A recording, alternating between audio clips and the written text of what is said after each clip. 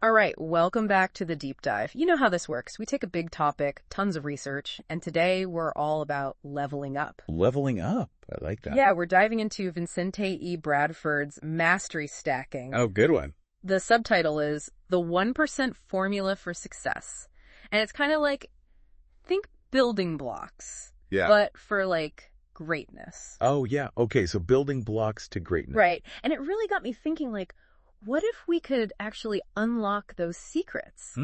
Like, how do those top 1% in, any field, how do they actually get there? And, it's funny because the book starts off and it's not some magic formula. Right. It's not like, oh, do this one thing and you'll, suddenly be amazing. At 5 a.m. Exactly. Drink lemon water. It really breaks down this idea of step by step, you build mastery. Okay, I love that. Yeah. Because it makes it feel so much more attainable, right? Absolutely. It's not just like this giant leap. It's like those little, like, almost like you were saying, building blocks, like small wins. Yeah. Small wins, all building up. Yeah, like sprints, not a marathon. Exactly. Yeah. But you're building up to that marathon level, right? Absolutely. Over time. And one of the things that I thought was so interesting, the book really dives into this idea that the 1% aren't just like more talented. Right. They're obsessed with improvement. Yeah. Like, it's almost like, you think about an Olympic athlete training.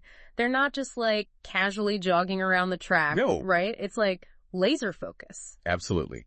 Every single day. Yeah. Every single day. There's no days off. It's not, I'll take it easy today. It's that constant drive. That resonates with me so much because, I've been trying to learn Spanish forever. And it felt so overwhelming at first. Language learning is a great example. It's like, where do I even begin? But then I was like, okay, I'm going to break it down. I'm going to start with just basic phrases. Right. Then I'll do some grammar, and then I'll work on vocab. Absolutely. And those small wins, like you were saying, they really keep you going. They absolutely do. It's that feeling of, okay, I did that. Yeah. And now I can move on to the next one. And it makes the whole thing less daunting. Absolutely. Oh. Yeah. Instead of looking at this huge mountain, you're going, all right, I can take a step. Yeah. I can take another step. Right. And eventually, I will have climbed this mountain. I love that. But there's this other layer that I thought was really interesting, which is it's not just about the practical steps, right? Right. It's about the mindset. Yeah. And Bradford talks a lot about cultivating a growth mindset. Oh, that's so important. Yeah, seeing challenges as opportunities. Right. Because if you see a challenge and you just go, oh, I can't do that. Yeah. Then you've already, Yeah, you shut yourself down. Yeah. You've closed the door. Yeah. But if you see it as, okay, this is a challenge. How can I learn from this? Exactly. I remember when I was learning to code, oh man, Oh, that's a great example. That was brutal. Because you hit a wall and you think, I'll never figure this out. Exactly. But you know what? When you finally break through that wall, the feeling is, oh, it's a gripper. It's like, yes, I did it. It's like, yes. And I can do it again. And you know what? Next time I hit a wall, I'm going to figure that one out too. Exactly. That's the essence of that growth mindset. Yeah. It's like reframing it. It's not, I can't. It's, I can't yet. I can't yet. Yeah. I love that. So those setbacks, they're not failures. They're just like data points. Data points. Yeah, it's information. Not failures. Okay, I love that because it takes the sting out of it, right? Absolutely. So we've got those small wins. We've got the right mindset to deal with those bumps in the road. Yeah. But then it comes down to the actual work. Right. Like the practice. Yeah. The actual doing the thing. How do you actually approach that in a way that's going to get you towards mastery? And that's where this idea of deliberate practice comes in. Okay. He really argues it's not just about putting in the hours. Right. Like anybody can, do something for hours and hours. Scroll TikTok for 5 hours. Exactly. Yeah. But are you like being intentional with it? Okay. Are you focused? Are you pushing yourself beyond your comfort zone? So it's not just practice makes perfect. It's like perfect practice makes perfect. Exactly. It's that quality of the work that you're putting in. Okay. And that's really what separates. So how do you avoid overthinking it then? Oh, that's a good question. Because could too much analysis actually hold us back? Absolutely, yeah. Yeah. I mean, there's a point where you can get paralyzed by overthinking. Right. And I think, and he actually addresses this in the book, he talks about this idea of quicken. Okay. And it's almost like those challenges that make most people want to quit. They energize that 1%. So it's like fuel. They see obstacles as fuel. Okay. And they go, okay, good. I've got a challenge. Now I'm going to overcome it. So it's almost like what doesn't kill you makes you stronger. but applied to mastery. Absolutely, yeah. Yeah. It's that mental toughness, that resilience. Yeah. So it's not about, running away from the challenges. So does that mean we should actively seek out challenges then? I don't think it necessarily means actively seeking out suffering. Right. But it's about reframing our relationship Okay. with challenge. Okay, so instead of seeing it as a threat? As a threat, you see it as, okay, this is an opportunity. An opportunity, okay. To test myself, to learn, to grow. Okay, that makes sense. I like that. Yeah. It's like choosing to take the harder route on a hike. Exactly. Knowing that the view from the top is going to be worth it. It's that, yeah, this is going to be tough, but I'm going to. Yeah. I'm going to get through it, and it's going to be amazing. And that ties right into this idea of taking control of your mastery journey. Absolutely, yeah. Yeah. It's not waiting for somebody to give you permission. You're not the passenger? Exactly. Yeah. You're the driver. Yeah. You are in control. But doesn't that require a certain level of, I don't know, like almost fearlessness? I don't know if it's fearlessness as much as it is acknowledging. Okay. That discomfort is part of the process. Okay. Real growth, rarely happens when you're comfortable. Right, right. So you have to get comfortable being uncomfortable. Exactly. Okay. I like that.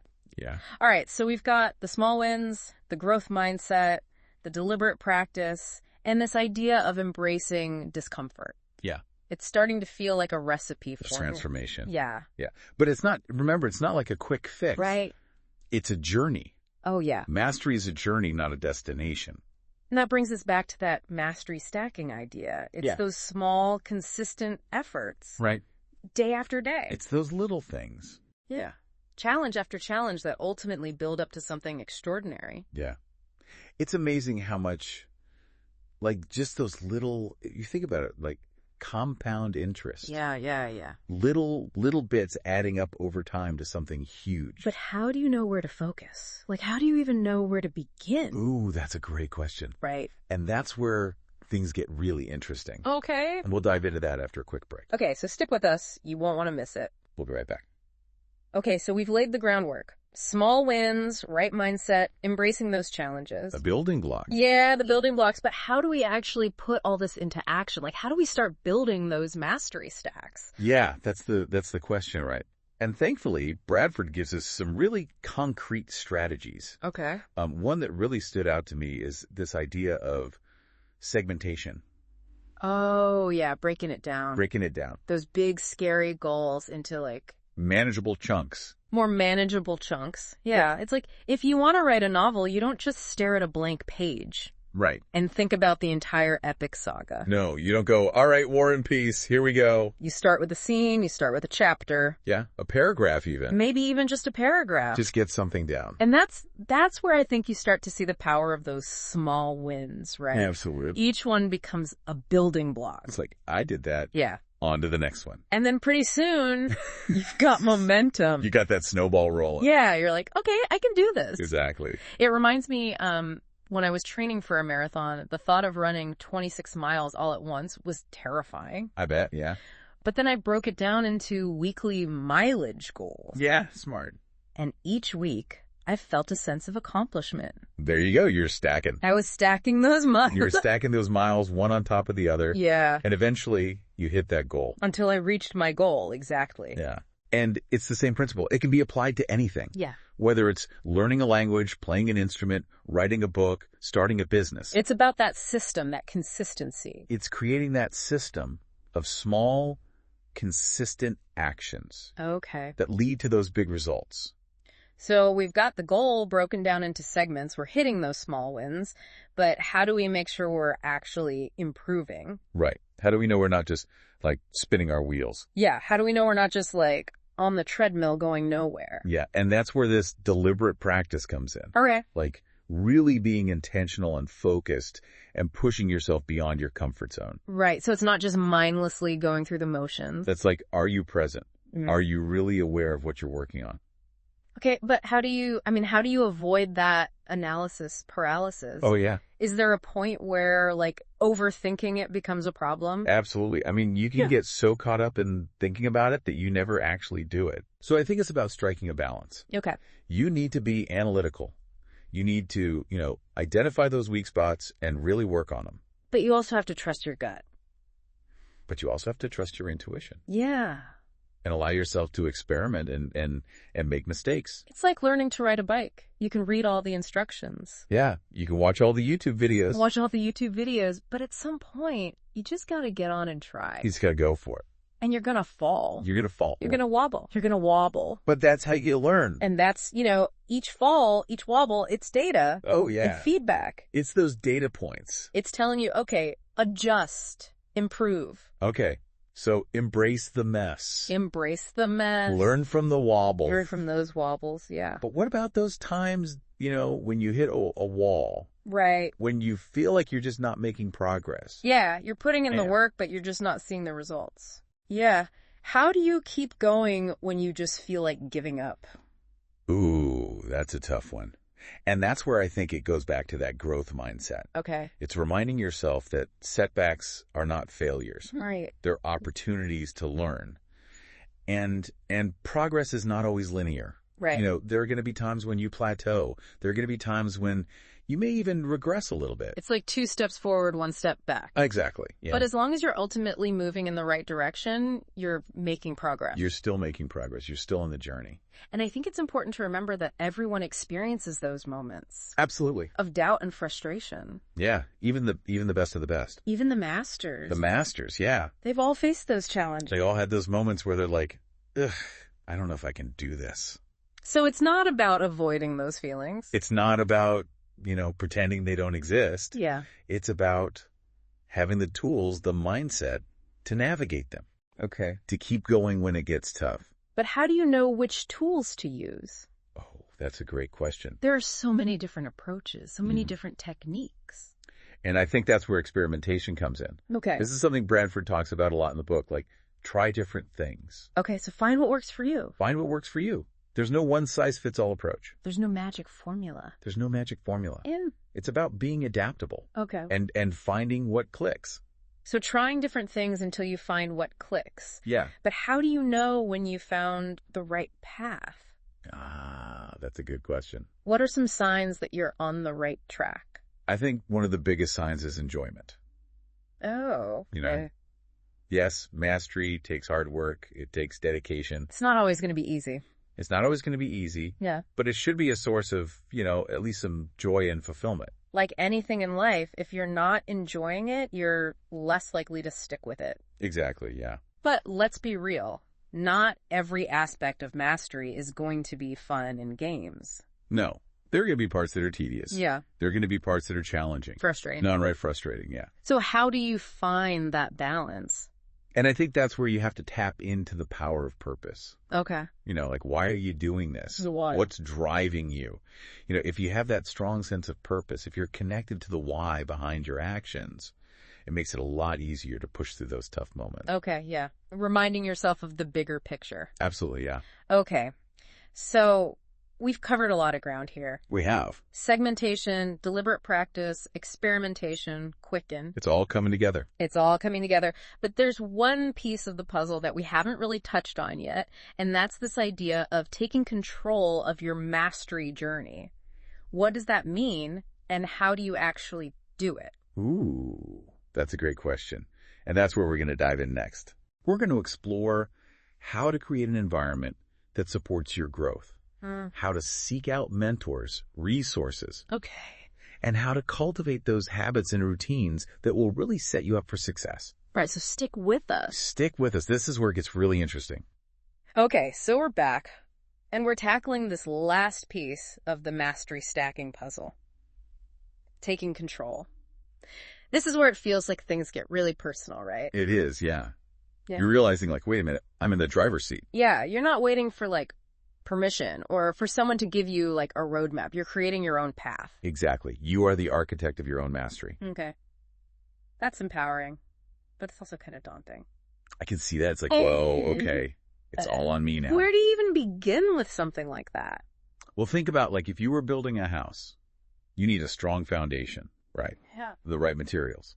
And you need a vision for what you want to create. Right. So in this context of mastery, that foundation is your environment. Okay, so surrounding yourself with the right people, the right resources, the right information is like creating that support system for your goals. Exactly. Think about those athletes. They train with the best coaches alongside other top performers. They're in an environment that pushes them to excel. Okay. You can apply that same principle to any field. Yeah. So we're building that supportive environment. What about those materials? I'm guessing that's where the resources come in. Exactly. Books, courses, mentors, communities, anything that's going to fuel your growth and learning. Right. Fuel for the journey. And don't forget, those resources aren't always external.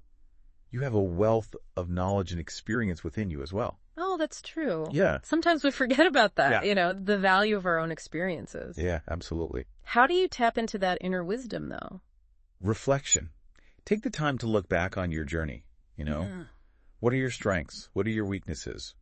What have you learned along the way? Oh, I see. Okay, so it's like you're taking ownership of your learning, right? You're being proactive. Exactly. You're creating a system that works for you. But it's busy. How do you stay focused on those mastery goals when there's a million other demands on your time and energy? That's where habits and routines come in. Yeah. Those small actions that you can do consistently, day after day, Okay. to move you closer to your goals. Reading for 30 minutes a day, practicing a skill for an hour, Yeah. connecting with a mentor once a week. Right. It's like building those mastery stacks, brick by brick, Exactly. through those consistent daily actions. It's the compound effect in action. But doesn't that require, a ton of discipline? It does. It does require discipline, but it gets easier Okay. as those actions become more ingrained in your routine. And remember, you don't have to be perfect. Oh, that's good. It's about progress, not perfection. Some days you're going to be more productive than others. The key is to keep showing up, even when you don't feel like it. Keep showing up. Okay. I like that. So it's about consistency, persistence, having that long-term vision in mind. Yeah. You got to keep your eye on the prize. But then, what about those moments when you feel like you're losing sight of the goal? How do you stay motivated when things get tough? Go back to your why. Why are you doing this? What's driving you? What are those benefits that you're going to reap, the impact you're going to make? Oh, okay. So it's like reminding yourself of the bigger picture. Yeah, the reason you started on this journey in the first place. But what if you're still feeling stuck? You hit a plateau and you don't know how to move forward. That happens. That happens to all of us. And it's not something to be afraid of. It's often a sign that you're ready for a new challenge, a new perspective, a new approach. So instead of seeing it as a roadblock, see it as an opportunity to grow. Exactly. An opportunity to learn something new, to try something different. Okay, so it's about being flexible and adaptable, always learning, always growing. That's the heart of mastery. So as we wrap up this deep dive into mastery stacking, I'm curious, what's one key takeaway that you hope our listeners walk away with today? I think the biggest one is this. Mastery is not a destination. It's a journey. It's a process of continuous growth, learning, refinement, and it's available to anyone who's willing to embrace these principles. Yeah, it's about empowering ourselves to take control of our own learning and development, to set those ambitious goals, and then to pursue them with passion and persistence. Absolutely. And it's not about being perfect. It's about making progress, showing up every day, putting in the work, and never giving up. So what's one small step our listeners can take today to start building their own mastery stack? I would say choose one skill, one area you want to improve. Okay. And then break that goal down into smaller steps. And then commit to taking one action each day, no matter how small. I love that. It's like take that first step, no matter how small, and then just build that momentum. Exactly. You don't have to do it alone, though. Right. Find a supportive community. Seek out mentors. Yeah. Celebrate those wins along the way. Yeah. This has been such a great conversation. I've really enjoyed it. Thank you so much for joining us on the deep dive. And until next time, keep learning, keep growing, and keep stacking your way to greatness. Onwards and upwards.